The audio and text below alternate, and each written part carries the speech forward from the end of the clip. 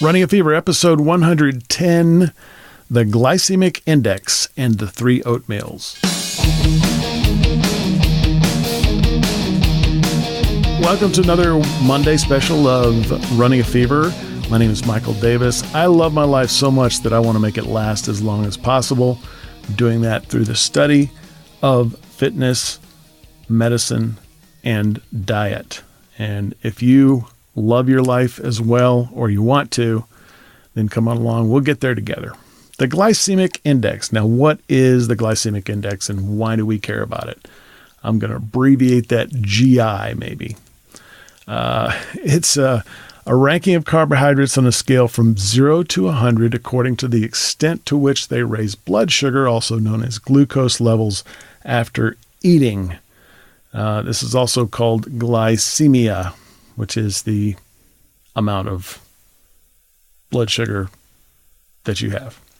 Foods with a high GI are those which are rapidly digested, absorbed, and metabolized, and result in marked fluctuations in glucose levels. A diet including low GI carbohydrates, the ones that produce smaller fluctuations in your blood glucose and insulin levels, is one of the secrets to long-term health, reducing your risk of type 2 diabetes and heart disease. It is also one of the keys to maintaining weight loss. Now, the glycemicindex.com site is maintained by the University of Sydney, and you can go there and also you'll get evidence there of the statements about weight loss and diabetes and heart disease. I think that the way this works and the reason that blood sugar is important in reducing those fluctuations, the spikes in your blood sugar, is puts stress on your liver, which has to process all of this stuff. I remember my dietitian, telling me that the liver is regulating blood sugar. For example, at night when you're not eating any food, it still gives you enough food to do your body to have your body function because it's regulating that. So the regulator is stressed, and unlike muscle stress, it doesn't do you any good. This isn't a good type of stress. So that's one of the reasons. So, this is important to us whether you have diabetes or not. We already know that an increase in fiber has a dramatic effect, like a 30% effect on mortality rates due to heart disease. So what are the different types of oatmeal? Now, oatmeal, my dietitian has told me, is a superfood. And so it's really healthy to eat, right? It's a low glycemic index food, but I started months ago in eating oatmeal, and I was eating the instant oatmeal. I tried some of the flavored stuff like the maple, cinnamon oatmeal, and a lot of that has sugar in it. It's okay. It's just got sugar, so you got to be careful. And then usually what I'll do is I'll take the plain oatmeal. The instant is only 100 calories, right? And, I may put a little smart balance in there, depending on my calorie intake that I'm shooting for. I might put berries in there or some kind of nuts to add to it. So it's very good. And I've been doing that for a long time, and I can eat it almost every day. Don't really get tired of it. But then I heard, maybe rolled oats are actually better for you. The traditional oats that take longer to cook. Then, I always hear about these steel cut oats, and that's a thing, right? What are the different types of oatmeal and what are the differences? So steel cut oats are cut, not rolled. They look like rice. They look completely different than your other types of oatmeal. They take the longest to cook. I think it takes like an hour to cook. Just like rice, it takes a long time. It's a whole grain, and it has kind of a chewy consistency.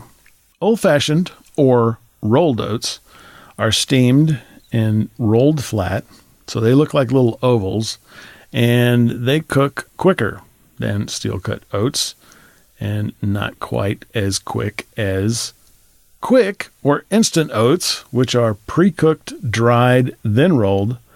They cook in a minute and has a kind of a mushy texture to it. So why do people like Dan Bluezone Buettner recommend steel-cut oats? Now, it turns out that the 3 basic types of oatmeal have different GI numbers. Even though it's all oatmeal, they're different. Quick oats have the highest, 66. Steel cut oats have the lowest at 42, and rolled oats are in the middle with 59.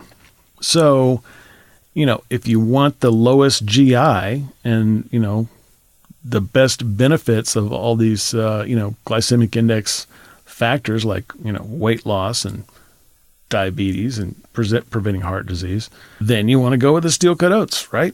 And they're the winner. In any event, any kind of oatmeal is probably pretty good for you. But the steel cut, it's a 42. That's a pretty good GI, I think. So it takes more time to prepare the steel cut oats, but you can mitigate this by preparing several meals in advance. As I've talked about doing, I've done this quite a bit. You go ahead and cook it, freeze it, thaw it the night before, nuke them for a minute, and you're ready to go. So make a bunch of those meals in advance and won't seem to be that much trouble per meal. So there are quite a few links on this and resources that I've used.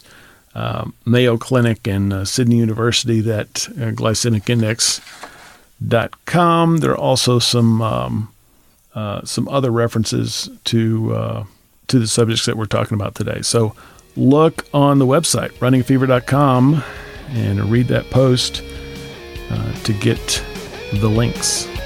Keep the fever. Talk to you next time.